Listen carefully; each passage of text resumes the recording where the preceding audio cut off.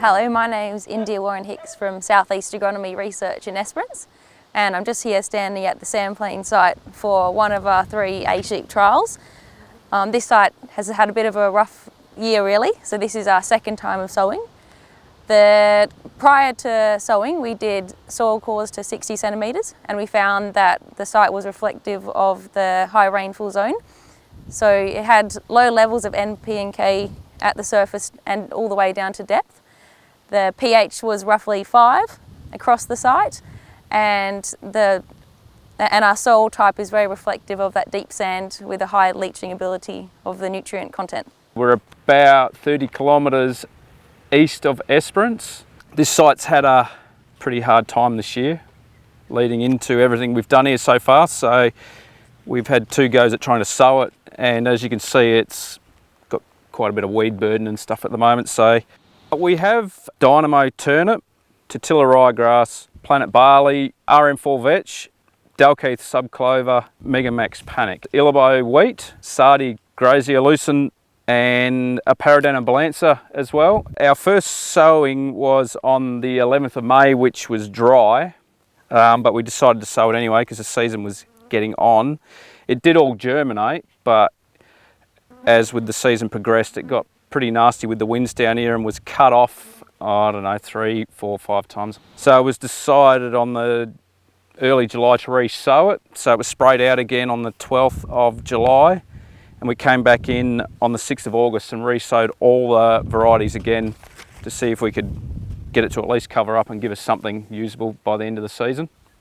As we sprayed out the site in the start of July, we took some cuts from the plots that we had enough biomass to cut, and we also took cuts of the silver grass, which was taking over quite a lot of the plots that had been blown really bad by the wind events. So the one that came out the best was the Planet barley, with 1,600 kilograms per hectare of dry matter. And then the silver grass and our Tortilla ryegrass was at 1,400 kilograms per hectare. And then the Dynamo turnip grazing brassica was at 1,000. And then the Illabo wheat and the RM4 vetch was at 900 kilograms per hectare. And that were the only species that we could cut from the time of sowing one. At sowing, which was for time of sowing 2, the 6th of August, the wheat, barley, brassicas and ryegrass had 75 litres of Flexian and 100 kilograms of K2 extra banded with the seed. And all of the legumes got 50 kilograms per hectare of Big Phos, plus their 10 kilos of Alaska. What we're seeing here at the moment is the Tortilla ryegrass and the grazing brassica and the cereals are probably more suited to what we're trying to do here. The RM4 vetch looks all right, but it's not really suited to this soil type. So we're thinking moving forward for next year that we'll just go to a site a bit further to the west that's got a bit more of a clay content for it. Panic Megamax that we've got in has basically not really come up due to the soil type, I think, and it's just with the non-wetting effect of it, you're just not going to get the crops up like we need to. Alright guys, we'll head up to the first plot and we'll have a look at that one. Everyone will talk us through it. What you got to think about that? You just said the short. Well, the first thing you can see about good establishment on your time of sowing, but it's going to get crucified. Well, it is getting crucified with diamondback moth, so it's eventually going to. It really won't come to anything at all. From my experience with it, with a lot of these brassicas, is I reckon you really need to get them in the autumn. We can grow a lot of feed very quickly and not that expensive. Where I'd like to mess around with these is trying to put them in combination with cereals, cheap ryegrass, and use it as a bit of a salad bowl on an early feed. We need to have a mix with it so we can have that balance in there. Instead of having monoculture. But the problem with the mix is we know they won't go brassicas first, they'll always eat grasses first. And the same way we've seen stands of Ceradella and vetches, they'll all go in and eat the grasses out first. So if you've established it with a bit of grass in there, how can you manage that grass so they don't eat it out and wipe it out before you start getting them to eat the brassica? That's the balance I can't work out yet, you know, if it can be done or it can't be done. How expensive to seed that on this? Last year was about $12–13 a kilo. What rate do you seed it at? 3 to 4, but in a mix I reckon you'd go Yeah, right. 1.5, That's not 2. too bad. Yep. Yeah, it's big seed. On these later sowings, it's the cereals that come home big time. They can grow a lot of feed for you very quickly.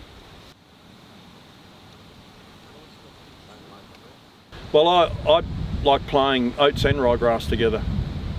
The beauty of oats is they call it it's got a big leaf area index, like a broader leaf, and that's why your barleys and oats are the same. So what happens is with the oats and the cereals is you get that early quick feed, because they'll come up, and then you've got your ryegrass still trying to grow in the background, so you can get a really quick early feed, get the oats off or the barley off, and then just watch the ryegrass come through. And I found with messing around is it's in the spring that you'll just get a mountain of ryegrass just coming up, you know, feed it in and just watch it go gangbusters. So they both complement each other.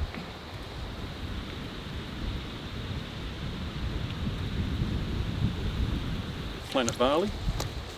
How's this go? It's got the, well, I reckon it's bloody fantastic. Sensational. Yeah. If you'd been on at Fisher's, they grazed all their planet barley, and it's like their planet barley's up that high now, just sensational. Michael Whiting's. I mean, it's a prostrate variety. I mean, they're the ones, remember in the old days we used to have Gardner and Fitzgerald crawl on the ground. Lay on the ground, yeah. Yep. There's This is actually it. Banks will be better than this. Todd, that the way that Banks just goes out and tillers, Banks will eat this stuff for feed. Yeah. And I think Todd's it actually out yielded his planet last year too. So. Yeah, a dry year. But Planet barley, if you haven't got it, I'd get it into the system. And the other good thing about it is it's got powdery mildew resistance. Yeah. So that's one disease you don't have to worry about. I'm just going to Roslyn. Yeah, well, I'd agree with you. I'm growing rosin, and That's what I'm, I've got. I'm thinking That's I'm why just I going to stay don't with rosin. Yep. But if you haven't gone to Roslyn and you're looking for a barley variety, So just be mindful of if you're going to try and grow rosin to graze, it's certainly not a patch on this or your rumpy. Nice stand of vetch too. it's actually not, well, it's better than I thought it would be for the soil type.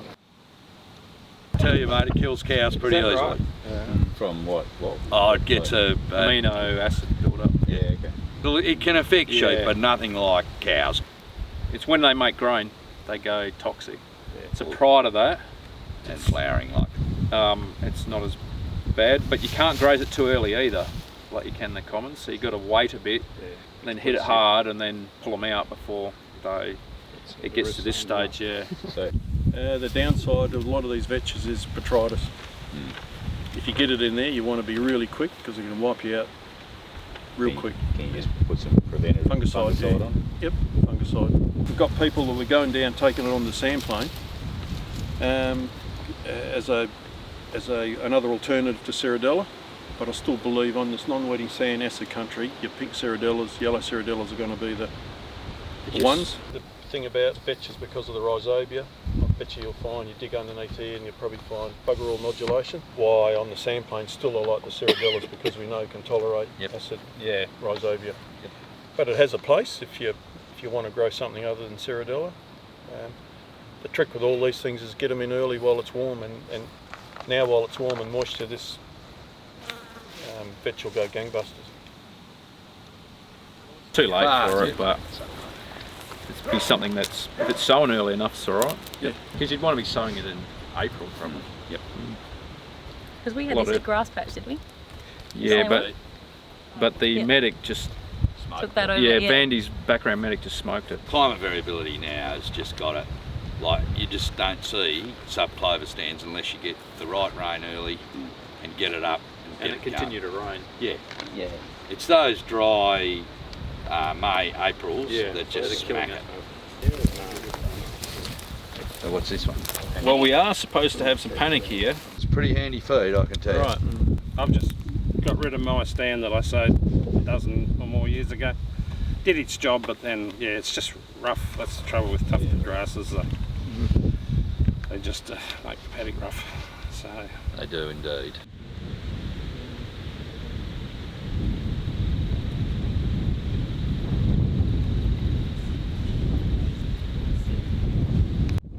started seeding it on the 25th of March, and it's probably 3 weeks behind the scepter.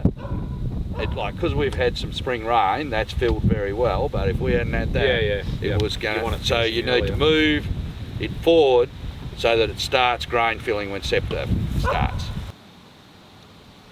It's got very good disease resistance. It's excellent disease. The only thing it will get is septoria, but you need to control septoria. It's got no boron tolerance either. If I get 1.5 tons of biomass when I've got no other feed, and the sheep, that's for your lambing percentage. You also lambing in shelter, because my wheat will be up that high, so you should beat the wind effect, wind chill on lambs. So there's a lot of edible shelter, there's a lot of advantages. We've got to put a value on what we're eating. As soon as you put some numbers on there, I reckon in plenty of cases might even just challenge straight cropping. Well, it will, because it's pretty easy to do, because you can just weigh the sheep when they go in, get how much they weigh when they come out of there, so you've got all that weight going. You can put a dollars and cents figure. You can actually crop another 15% of your farm. And still run the same stock numbers that you had, and the free kick is the biomass that you've grazed off your crops. Ilbo can produce 30 leaves per plant, scepter grows 12. So there you go. Well, if you're going to seed that early, you only seed at 50 kilos. Depends if you want to graze it. If you're going to graze it. I'd even, because it just tills so much at that stage, because I'm using it as to graze for my lambing ewes, or hopefully I might get them, say a May graze, then out, and then I can put my ewes in to finish the lamb on. So you get 2 grazings before lambing. Doing some yield calculations, I only need 300 heads per square metre, which is not very thick. At 80 grains, that's 7 tonne. Yeah. Ilbo's the first of these lines coming, so that's where there's a lot of development at the moment, is trying to find these ones like everybody's talking about, that's a long spring or a short winter or whatever it may be. I sowed my loose and laid over there, and it got one wind event, and that's what's hurt me. But if I had an establishment like that, that is a sensational establishment of lucerne. But you have a stand like that, and you get 2 inches of rain in the summertime, that will grow 5 to 6 tonne of biomass in about 3 weeks. It's magnificent feed. And you can rotational graze it. If you rotational graze these winter actives, well, where I had a good lucerne stand, you were in every 21 days. You were grazing every 21 days for 12 months of the year. Potash and lime, that's all it needs, because it'll percolate. This stuff will pump it. If you deep rip at 600, it'll find all those nutrients that have gone down to 600, and it'll just pump them up. And you just got to eat it. Don't let the bugs, if you're going to get aphids or anything's going to, just eat it. You can overgraze it and shorten its life really quickly. So you've got to become like a dairy farmer.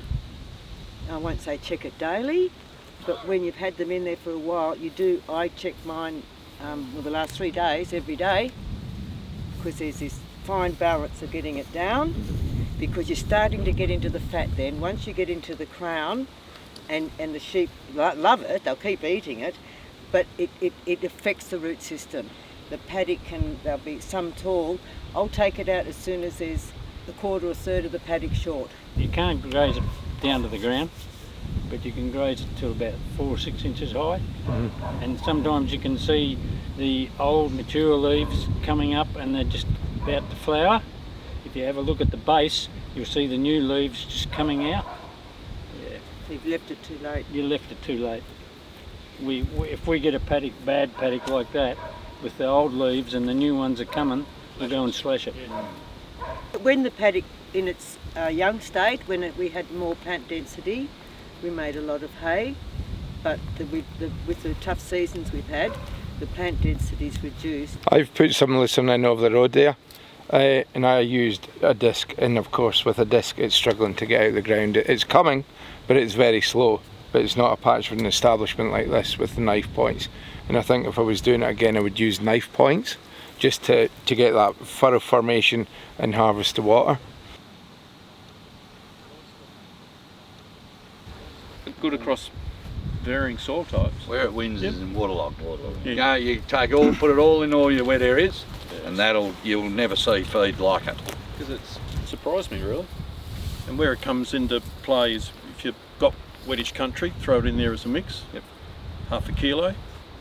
At half a kilo, it's cheap. And in the wet years, it'll come up. Dry years, you won't see it. But I mean, to me, it's a good, just nice cheap filler to bang in there if you're gonna, like you're saying, Todd, down where you are. You know, if you're looking at something to go in with your sub or your Ceradella, bang a bit of this in. Is it susceptible to red leaf clover syndrome? Yep. Or It also red mite. That's why you don't see it. Red mite kill it as fast as they'll eat it under the ground. Makes magnificent hay. You know, if you make cutting pasture hay or seeding for hay.